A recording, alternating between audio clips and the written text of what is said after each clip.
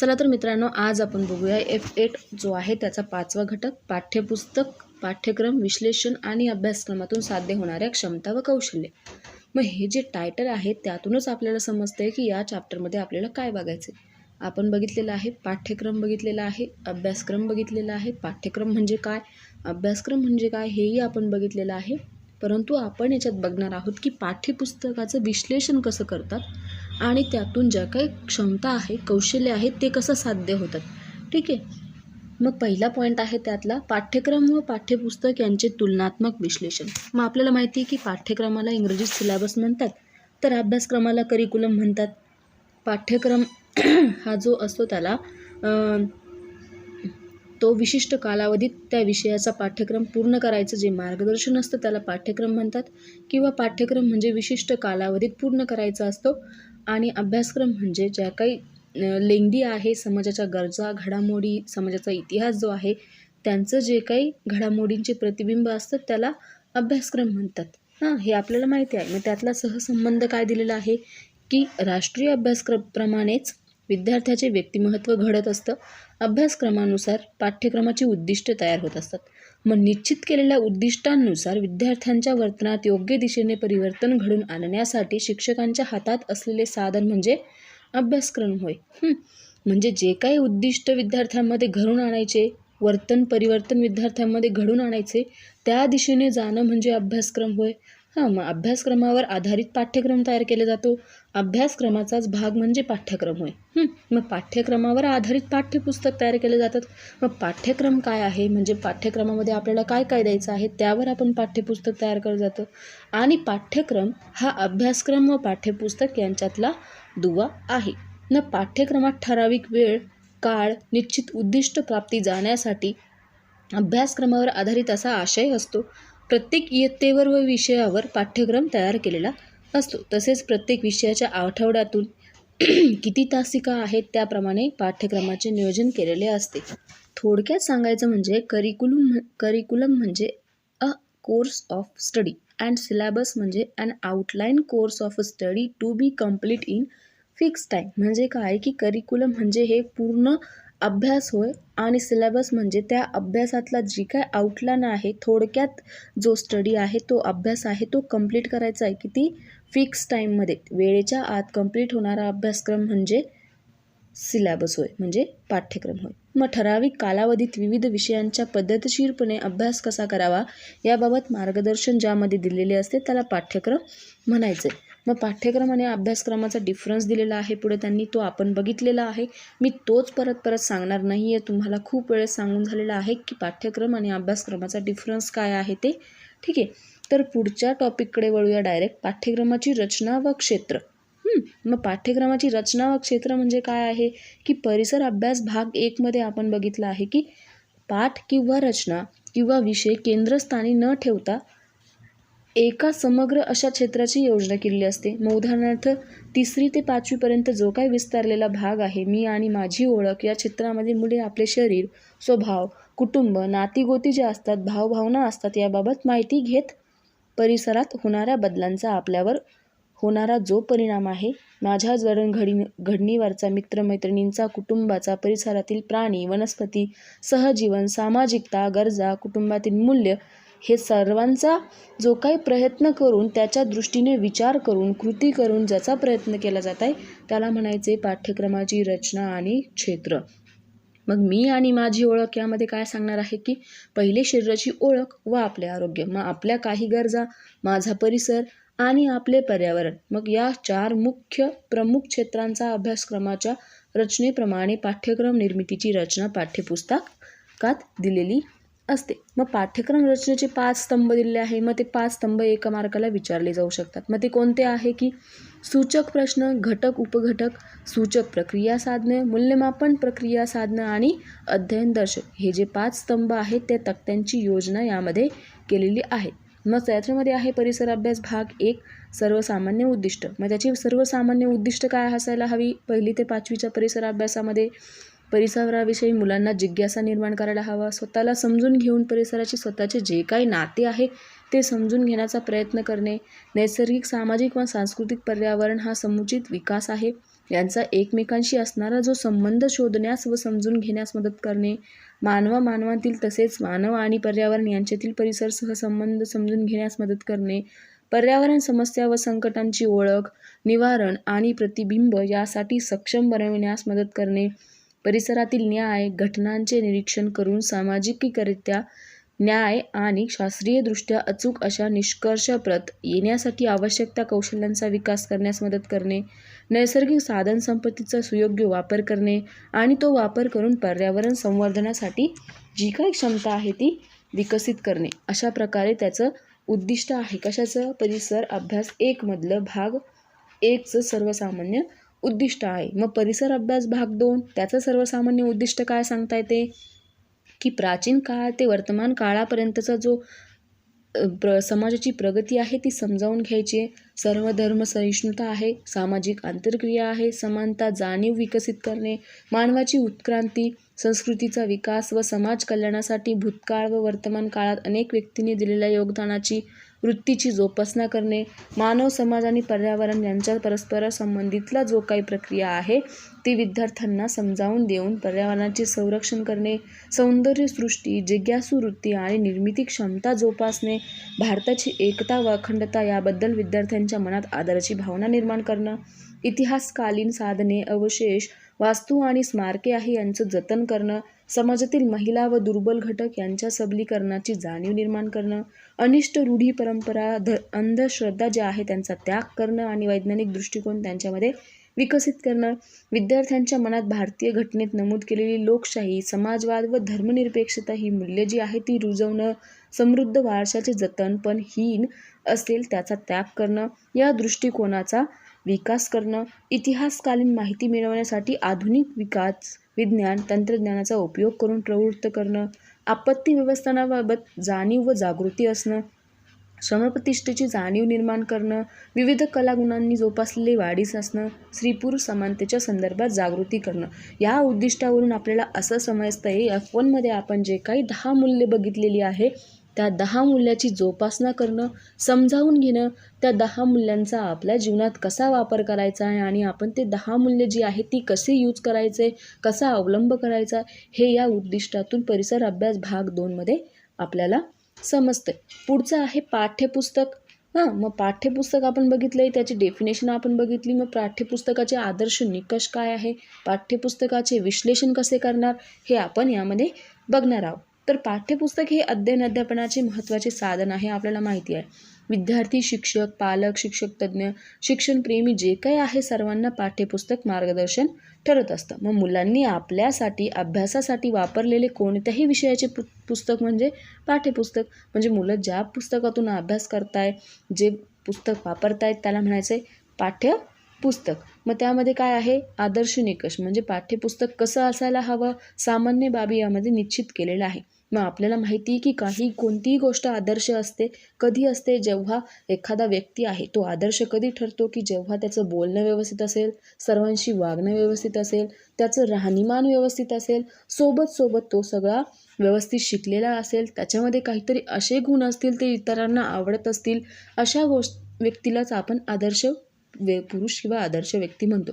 मग आदर्श पाठ्यपुस्तक कसं असायला हवं की त्यामध्ये जी काही शिकवायची भाषा आहे ती सोपी असायला हवी, आकर्षक चित्रे, फोटो, आकृत्या, तक्ते, उद्दिष्टानुसार उपघटकानुसार मांडणी, अक्षरांचा आकार जो आहे कधी कमी कधी जास्त, तो कृती करा, काय करायचे काय नाही करायचे, जरा डोके चालवा इत्यादी ज्या काही गोष्टी आहे मुद्द्यांचा विचार करून आदर्श पुस्तकाची उभारणी मानसशास्त्रीय तत्वावर आधारलेली आहे. मी तुम्हाला आत्ताच सांगितलं की आदर्श व्यक्ती आपण कोणाला म्हणतो, ज्याच्यामध्ये तो सर्व गुण संपन्न असेल तो असतो आदर्श व्यक्ती. तसंच आदर्श पुस्तक कशाला म्हणायचे की जे पुस्तक सर्व गुण संपन्न असेल, मी जेवढे काही पॉईंट सांगितले तेवढे त्याला लागू होत असेल तेव्हाच ते एक आदर्श पुस्तक ठरलं जातं. मग पाठ्यपुस्तकाचे विश्लेषण. मग विश्लेषण कसं करणार, पाठ्यक्रमानुसार पाठ्यपुस्तकाची रचना केलेली असते. पाठ्यपुस्तकातील जी काय घटक मांडणी आहे ती व्यवस्थित असायला हवी, अध्यापनात सूत्रांचा वापर केलेला असायला हवा, घटकांचा योग्य क्रम असायला हवा. असं नाही की जो काय अवघड घटक आहे तो आधी शिकवला गेला पाहिजे आणि नंतर सोपा घटक शिकवला गेला पाहिजे. त्यामुळं काय की घटकांचा योग्य क्रम असायला हवा, सोप्याकडून कठीणाकडे असा, उदाहरण दाखल्यांचा वापर केलेला असायला हवा. योग्य आकृत्या, रेखाटन चित्रे यांचा उपयोग करायला हवा. जे काय गाभाभूत घटक आहेत त्यांचा विचार केला असायला हवा. जीवन कौशल्य उपयोगात आणायला हवी. मूल्यांवर आधारित असायला हवं. योग्य आशय संबंधित आकृती त्यामध्ये असायला हवी. इत्यादी ज्या काही गोष्टी आहेत ते पाठ्यपुस्तकाचं विश्लेषण आपल्याला सांगते. पुढे आहे पाठ्यक्रम व पाठ्यपुस्तक यांचे तुलनात्मक विश्लेषण. इयत्ता 5वीमध्ये आपण कसं करणार हा इम्पॉर्टंट पॉईंट आहे. यापैकी कोणताही एक तक्ता तुम्हाला विचारला जाऊ शकतो. इयत्ता 5वीचा 4थी, 3री, भाग 2 किंवा भाग 1 मधला एक तक्ता तुम्हाला विचारला जाऊ शकतो मोठ्या प्रश्नामध्ये. ठीक आहे, तर त्यामध्ये कसं करायचं आहे ते मी तुम्हाला सांगते. मग एक साईडला आपण लिहायचं आहे क्षेत्र. मग त्याचं काय आहे पाठ्यक्रम, घटक कोणते आहे त्यात, उपघटक कोणते आहे ते. मग पाठ्यपुस्तकातील उपघटक. मग मी आणि माझी ओळख, त्यामध्ये तुम्ही काय काय लिहिशाल. घटक सूर्यमालेतील पृथ्वीचे स्थान. मग उपघटकात काय लिहिशाल आपली पृथ्वी आणि आपली सूर्यमाला. पृथ्वीच्या फिरण्यामुळे होणारे परिणाम. मग उपघटकात लिहिताल पृथ्वीचे फिरणे, वातावरण, शिलावरण आणि जलावरण या तिन्ही आवरणातील सजीवांचे अस्तित्व. मग इकडे लिहिशाल पृथ्वी व जीवनसृष्टी, म्हणजे त्याच्याशी रिलेटेड जे काही घटक आहे आणि उपघटक आहे ते त्यामध्ये लिहायचे आहे. फॉर एक्झाम्पल मॅथ्सचं आहे की आपल्याला सोडवायचं आहे गणित. मग गणिताचे जे काही पॉईंट आहे आपण लिहिणार आहे. मग त्यामध्ये लिहिणार आहे गणित सोडवायचं आहे. मग ते कसं सोडवणार आहे, पहिले आपण बेरीज करणार, मग वजाबाकी करणार, मग गुणाकार, भागाकार, अशा प्रकारे जे काय आहे ते घटक आणि उपघटक त्यातले जे आहे ते या तक्त्यामध्ये त्यांनी दिलेले आहे. मग त्यामध्ये मी आणि माझी ओळख, शरीराची ओळख व आपले आरोग्य, आपल्या काही गरजा, माझा परिसर आणि आपले पर्यावरण, हे जे काय आहे ते आहे घटक आणि उपघटक. यामध्ये तुम्ही 5वीमध्ये लिहायचं आहे. मग पाठ्यक्रम पुस्तक जे काय आहे तुलनात्मक विश्लेषण 4थीचं, त्यामध्येही सेम पॉईंट आहे मी आणि माझी ओळख. मग तुम्ही 5वीमध्ये कसं लिहिणार आणि ते 4थीमध्ये तेच पॉईंट, तोच जे काय आहे क्षेत्र, ते तुम्ही कसे लिहिणार घटक उपघटक. मग मी आणि माझी ओळख यामध्ये आपण 5वीत काय बघितलं, सूर्यमाला बघितली. आणि 4थीत आपण काय बघणार की माझ्या शेजारचं जे काय आहे, माझं कुटुंब, माझे शेजारी, माझे नातेवाईक यांच्यात होणारे बदल. मग ते काय आहे त्यांची जडणघडण, अन्नातील विविधता, ते काय खातात, त्यांची ओळख, माझी ओळख, हे सगळं आहे इयत्ता 4थीमध्ये. अशा प्रकारे तुलनात्मक भाग त्यांनी दिलेला आहे. मग परिसर अभ्यास 2मध्ये काय सांगितलं आहे की पाठ्यक्रमाचे विश्लेषण कसं दिलेलं आहे. 2मध्ये शिवछत्रपती दिलेला आहे. 4थीमध्ये आपल्याला माहिती आहे की छत्रपती महाराजांचा समाजविषयक जो काय आहे त्यामध्ये दिलेला आहे. मग त्यांनी काय सांगितलं आहे, शिवपूर्वकालीन महाराष्ट्र कसा होता, आता कसा आहे. मग त्याच्यात उपघटक काय आहे, संत नामदेव होते, एकनाथ होते इत्यादी. मग शिवरायांचं बालपण होतं. मग शिवरायामध्ये उपघटक काय आले, त्यांचा जन्म कुठं झाला, त्यांची कामगिरी काय आहे, आईचं नाव, आईनी काय केलं, हे सगळं आहे इयत्ता 4थीच्या शिवछत्रपती महाराजांच्या इतिहासाचं पाठ्यक्रमाचं तुलनात्मक विश्लेषण.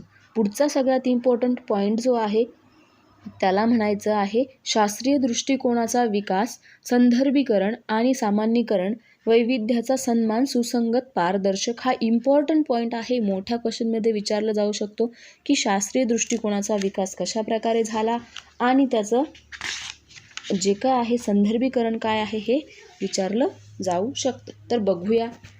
मग ग्रीक देशातील थोर शिक्षक तज्ज्ञ व विचारवंत सॉक्रेटिस यांनी वैज्ञानिक विचारसरणीचा पाया घातलेला आहे. मग वैज्ञानिक दृष्टिकोन हा काही दिवसांत किंवा काही वर्षात प्राप्त होत नाही, तर तो अंगी बाळगावा लागतो. मग तसेच वैज्ञानिक दृष्टिकोनातून जीवन जगावे लागते. मग वैज्ञानिक दृष्टिकोन प्राप्त करण्यासाठी आपल्याला आपल्या विचारात काय करावं लागतं, बदल करावा लागतो, किंवा आपला विचार जो आहे तो विचार करण्याच्या पद्धतीने आणि जगाकडे पाहण्याचा जो काही दृष्टिकोन आहे तो आमूलाग्र बदल त्यामध्ये करायला लागतो. मग अनेक विचारवंतांच्या मतानुसार कोणीतरी काहीतरी सांगितले पाहिजे, ते मी निमुखपणे स्वीकारणार नाही. माझ्या बुद्धीला पटल तेच मी केलं पाहिजे. मग त्याचा पडताळा घेता आला पाहिजे. हाच वैज्ञानाचा खरा आधार आहे. म्हणजे आपलं कोणीतरी कान भरवते, आपल्याला कोणीतरी सांगितले की तुझ्याबद्दल ते असं काहीतरी म्हणत होतं, मग ते आपण ऐकायला पाहिजे की लगेच नाही. आपल्याला माहिती की कानात आणि डोळ्यात 4 बोटाचा अंतर आहे. जेव्हा आपण स्वतः ऐकू, जेव्हा आपण स्वतः बघू, तेव्हाच आपण त्यावर विचार करायला पाहिजे.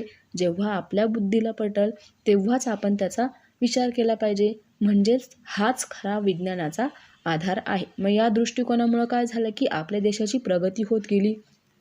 परिसर अभ्यास या विषयात अनेक असे अध्ययन अनुभव आले की ज्यामुळं काय झालं की पृथक्करण, संश्लेषण, चर्चा, निष्कर्ष याद्वारे विज्ञानाची दृष्टिकोनाची जाणीव निर्माण करण्याचा प्रयत्न केला जाऊ लागला. मग वैज्ञानिक दृष्टिकोनामध्ये स्वतःला अनुभव येणारा अनुभव महत्त्वाचा होता. मग त्यातमध्ये काल्पनिक अंदाजे भरपूर, परंतु निर्धारक ज्या बाबी आहेत त्यांना महत्त्व नसतं. म्हणून निरीक्षण व प्रयोगाद्वारे येणारे निष्कर्ष आहे ते स्वीकारावे लागतात.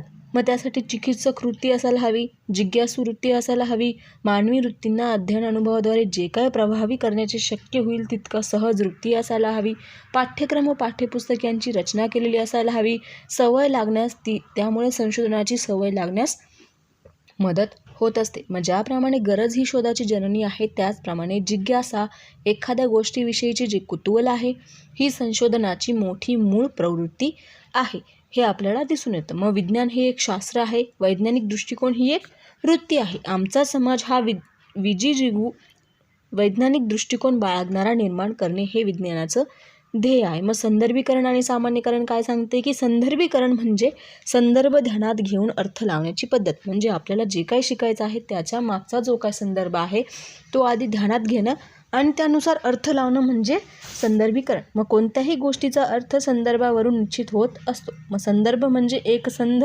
अशा एखाद्या उतार्याचा त्याच्या भागाशी असलेला संबंध, म्हणजेच ऐतिहासिक घटनांचे अर्थ त्यावेळेच्या राजकीय, आर्थिक, सामाजिक, अगर सांस्कृतिक परिस्थितीच्या संदर्भात लावणे होय, त्याला म्हणायचं संदर्भीकरण. मग परिसर अभ्यास हा विषय केवळ 3 विषयांची गोळाबेरीज करणे नसून मुलांच्या परिसरातील ज्या विविध सामाजिक, नैसर्गिक, भौतिक गोष्टींचे व प्रक्रियांचे एकसंध जोडण्यास मदत करणं, त्या हेतूने नियोजन करणं, त्याला म्हणायचं आहे संदर्भ निर्मित. मग आपण ही आकृतीवरून बघू. पाणी हा एक घटक आहे. आपल्याला माहिती आहे की पाणी हा घटक भौगोलिक आहे, सामाजिक आहे, वैज्ञानिक आहे, पर्यावरणीय, राजकीय अशा विविध अंगांनी तो समजून घेता आला पाहिजे. व पाणी हा घटक प्रत्येक आंतरशाखांशी संबंधित आहे. मग तो कसा आहे आपण बघूया. पाणी सेंटरला ठेवायचं आहे. मग पाण्याचं रूप आपल्याला माहिती आहे, वायू, द्रव आणि स्थायू तिन्हीमध्ये पाण्याचं रूप आढळू शकतं. मग प्राण्याचं वितरण आपण कसं करणार आहे, एकतर आपण प्राण्याचं वितरण शहरी करू आणि एकतर ग्रामीण करू. मग त्याची गरज कोणाकोणाला आहे, पाण्याची गरज सर्वांना आहे. मग प्राणी आहे, पक्षी आहे, वनस्पती आहे. मग प्राण्यांमध्ये परत कोण कोण येते, त्यामध्ये मानव आहे. मग मानवाला कशासाठी गरज पडते पाण्याची, विहीर, कूपनलिका, तळे, तलाव, धरणे, सरोवर इत्यादी साठवून ठेवण्यासाठी मानवाला पाण्याची गरज पडते. ठीक आहे. पक्ष्यांना गरज पडते का पाण्याची, कशाची नाही, फक्त पिण्यासाठी पडते आणि वनस्पतींना सुद्धा फक्त पिण्यासाठी पडते. परंतु प्राणी माणसांना गरज विहीर करण्यासाठी पडते, पिण्यासाठी, तळं, शेतांसाठी इत्यादी गोष्टींसाठी पडते. मग तीच गरज शेतीमध्ये सुद्धा पडते. मग शेती कशाची असते आपल्याला माहिती आहे 4 प्रकार असतात शेतीचे, रब्बी, खरीप, बारमाही आणि मळ्याची. अशा 4ही प्रकारामध्ये शेतीची गरज कधी ना कधी कशा प्रकारे पडत असते. मग पाण्याचे टाईप आपल्याला माहिती, एक तर गोडे पाणी असतं आणि दुसरं खारं पाणी असतं.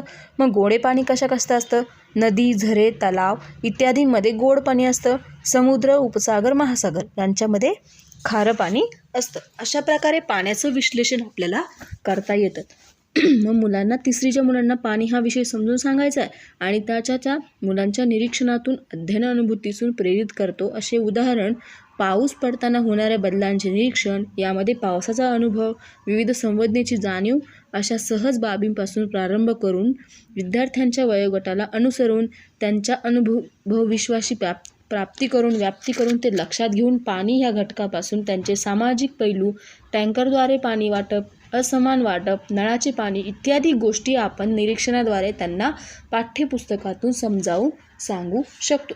तसंच परिसर अभ्यास भाग 2 मध्ये दिलेला आहे. 5वीमध्ये आपण पाठ्यगत घटक इतिहास घेतला. मग इतिहासाची साधने काय काय आहे, मग त्यामध्ये इतिहासाची लेणी काय काय आहे, भांडी कोणती वापरतात लोक, नाणी कोणते वापरायचे, किल्ले कोणते वापरायचे, मग त्यात डोंगरी होते, दुर्ग होते, भुईकोट किल्ले अशा इत्यादी डायग्रॅमवरनं आपण त्यांचं सामान्यीकरण करू शकतो. अशा प्रकारे ह्या ज्या काही 2 आणि अधिक संकल्पनातील परस्पर संबंध दर्शवणारी विविध असतात त्याला म्हणायचं आहे सामान्यीकरण. फॉर एक्झाम्पल दिशा आणि नकाशे. पुढे आहे वैविध्याचा सन्मान. मग वैविध्याचा सन्मान म्हणजे नेमकं काय की भारतात विविध कारणामुळे मोठ्या प्रमाणात सामाजिक विविधता दिसून येते. त्यामध्ये धर्म, जाती, जमाती अशा इत्यादी भाषा असतात. मग या सर्वांचा विद्यार्थ्यांच्या व्यक्तिमत्त्वावर खूप मोठा परिणाम घडून येतो. येत असतो. म्हणून एकाच घटनेकडे वास्तवाकडे पाहण्याचे दृष्टिकोन जे आहे ते वेगवेगळे असू शकतात, याची जाणीव त्यांना करून द्यायला हवी. मग शिक्षकांनी आपली मते मांडताना मुलांच्या दृष्टिकोनाचा, विचारांचा, मतांचा ज्या काही अध्ययन प्रक्रियेत स्वीकारलं जाईल याबाबत मुलांना खात्री वाटेल अशा दृढ विश्वास निर्माण करणे जास्त गरजेचे आहे. मग भारतात नैसर्गिक व सामाजिक विविधता मोठ्या प्रमाणात आहे. मग या विविधतेनुसार लोकांची भाषा, रीतिरिवाज, परंपरा, रूढी वेगवेगळ्या आहेत. यामुळे भारतात सामाजिक विविधता मोठ्या प्रमाणात असली तरी विविधतेत एकता हे भारताचे वैशिष्ट्य आहे. आपल्याला माहिती आहे की भारतात अनेक प्रकारचे लोक राहतात, विविध प्रकारचे लोक राहतात आणि विविध प्रकारच्या भाषा बोलल्या जातात. परंतु भारतात जी काय आहे ती एकता खूप जास्त गरजेची आहे आणि सर्व म्हणजे व्यक्तींमध्ये एकता ही आहे. त्यामुळे भारत हे एक एकतापूर्वक देश आहे. ठीक आहे, त्यामध्ये इतकं काही इम्पॉर्टंट नाही आहे. मग विविधतेच्या पार्श्वभूमीवर बालकाच्या विकासामध्ये शिक्षकाची भूमिका कशी असायला हवी हे त्यांनी दिलेलं आहे. एवढं इम्पॉर्टंट नाही आहे, परंतु मी त्यातले 2-3 पॉईंट सांगते. ठीक आहे, मग सगळ्यात मेन आणि इम्पॉर्टंट पॉईंट कोणता आहे की आपण सर्वजण भारतीय आहोत हा संस्कार मुलांच्यावर करायला हवा. मग परिसर अभ्यासातून संस्कृतीची ओळख करायला हवी. मुलांच्या वैयक्तिकता, भिन्नता विचारात घेऊन त्यांचं अध्यापन करायला हवं. मग राष्ट्रध्वज, राष्ट्रीय चिन्हे, राष्ट्रीय फूल, पक्षी, प्राणी यांचे महत्त्व त्यांना राष्ट्रीय सणाला त्यांना पटवून दिलं पाहिजे. मुलांना समजेल अशा सुलभ भाषेत अध्यापन करायला हवं. मुलांची कौटुंबिक, सामाजिक, आर्थिक जी काही पार्श्वभूमी आहे ती लक्षात घेऊन शिक्षण द्यायला हवं. सर्व धर्म, भाषा, संस्कृती, सण, कला यांचा समन्वय साधून सर्वसमावेशक अशा कार्यक्रमांचं नियोजन करायला हवं. अशा पद्धतीने आपण बालकाच्या विकासामध्ये शिक्षकाची भूमिका बघू शकतो. मग त्यामध्ये देश कल्याण येतं, स्वाभिमान येतं, सन्मान येतो, इत्यादी भरपूर गोष्टी येतात, त्या समावलेल्या आहे. मग पुढचा इम्पॉर्टंट पॉईंट जो आहे तो त्यांनी म्हणजे पूर्ण डीपमध्ये दिलेला आहे की आपण कशा प्रकारे पाणी, अन्न, वस्त्र, निवारा भाग 1, 2, 3 मध्ये आपण त्यांचं डिवायडेशन कसं करू शकतं. मग यामुळे कुटुंब जे आहे त्यांचं जन्म, मृत्यू, लग्न यामुळे कुटुंबात येणाऱ्या समस्या, वाढ, घट कशी होते, शेतकऱ्यांच्या स्थलांतरामुळे त्यांच्यात काय काय बदल होतो, संस्कृती, रीतिरिवाज, पोशाख ह्या ज्या आहे यांचा प्रभावी घटक आपल्या दैनंदिन जीवनावर होत असतो. बालक दोन्ही कुटुंबाचे परीक्षण करतो म्हणजे शेजारच्या बाबत आदर बाळगत असतो, इत्यादी ज्या काही गोष्टी आहे भाग 1, 2, 3 मध्ये त्यांनी त्याचं विश्लेषण केलेलं आहे. पुढचा आहे परिसर अभ्यास भाग 1 मधून साध्य होणाऱ्या महत्त्वाच्या क्षमता व कौशल्य. मग त्यामध्ये कोणत्या कोणत्या महत्त्वाच्या क्षमता आणि कौशल्य साध्य होईल ते आपण बघू. मग परिसर अभ्यास या विषयातील क्षमता क्षेत्रात आपण लक्ष दिलं तर आपल्याला असं लक्षात येईल की विद्यार्थ्यांच्या असणाऱ्या क्षमता या 2 प्रकारच्या असतात. काही क्षणात जन्मतापासून नसतात तर काही क्षमता ज्या आहेत त्या नव्याने मिळवाव्या लागतात. मग उदाहरणार्थ श्रवण, भाषण, संवेदनशीलता या क्षमता उपजात असतात, तर वाचन, लेखन, नियमांचे आकलन करणं, निरीक्षण करणं या क्षमता त्यांना स्वप्रकटीकरण इत्यादी क्षमता त्यांना शाळेत गेल्यावर शिकल्या जातात. मग क्षमता जन्मजात किंवा शिकलेल्या असोत त्यांच्या विकासासाठी विद्यार्थ्यांचे स्वतःचे प्रयत्न, सातत्यपूर्ण सराव, शिक्षकाचे मार्गदर्शन असावे म्हणून प्रयत्न शाळेने केलं पाहिजे. मग अध्ययन अनुभवांचे नियोजन केलेले असणं गरजेचं आहे. मग अशा अध्ययन अनुभवांचे उदाहरण पाठ्यक्रमात पाहायला मिळतात. मग या कृतीद्वारे काय होतं की वारंवार विद्यार्थ्यांना एखादी गोष्ट केल्याने त्यांच्या वर्तनात कायमस्वरूपीचे जे आहेत ते बदल होतात. मग त्यालाच काय म्हणायचं, कौशल्य म्हणायचे. मग कौशल्य 3 प्रकारचे असतात, ती म्हणतात ज्ञानात्मक, भावनात्मक आणि कौशल्यात्मक अशा 3 प्रकारची कौशल्य असतात. मग प्रत्येक मुलामुलीमध्ये सर्व क्षमता नेहमीच समान प्रतेत येतात असं नाही, तर प्रत्येक स्तरावर मुले मागे पुढे काहीतरी शिकत असतात. माहीत असलेल्या गोष्टी ज्ञानाला नवीन दिशा देणं किंवा माहीत नसलेल्या गोष्टी ज्ञानाला क्षमतांना आत्मसात करणं हे प्रगतीचे लक्षण आहे. मग मुलांच्यामध्ये विविध क्षमता निर्माण करण्यासाठी अनेक अध्ययन अनुभव देणे आवश्यक आहे. मग फक्त लेखन, वाचन, उदाहरणे सोडवणे एवढ्या क्षमतांचा विकास न करता त्याला समाजात, कुटुंबात, परिसरात यामध्ये वावर करत असताना किमान त्याचे प्रश्न आपल्या क्षमतेवर सोडविले गेले पाहिजे असे त्याला शिक्षण देणं गरजेचं आहे. मग पुढे आहे क्षमताचे महत्त्व काय आहे की क्षमता याचा साधा अर्थ असा होतो की शारीरिक व मानसिक कृती करण्याची शक्ती.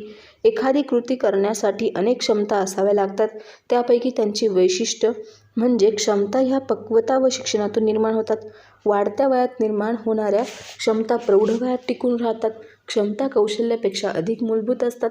अनुवंशिकतेमुळे क्षमतेत स्वरूप व पातळी यामध्ये फरक होतो. सामाजिक व आर्थिक दर्जाचा परिणाम क्षमतेवर होत असतो. परिसर, पोषक, अन्न, भावनात्मक वातावरण जे आहे त्यांचा परिणामसुद्धा क्षमतेवर होत असतो. मग अशा अनेक प्रकारच्या ज्या क्षमता आहेत त्यापैकी बौद्धिक व कार्यात्मक क्षमतेवर खूप संशोधन चालले आहे. मग महत्त्वाच्या संशोधनांचा विचार करता येते.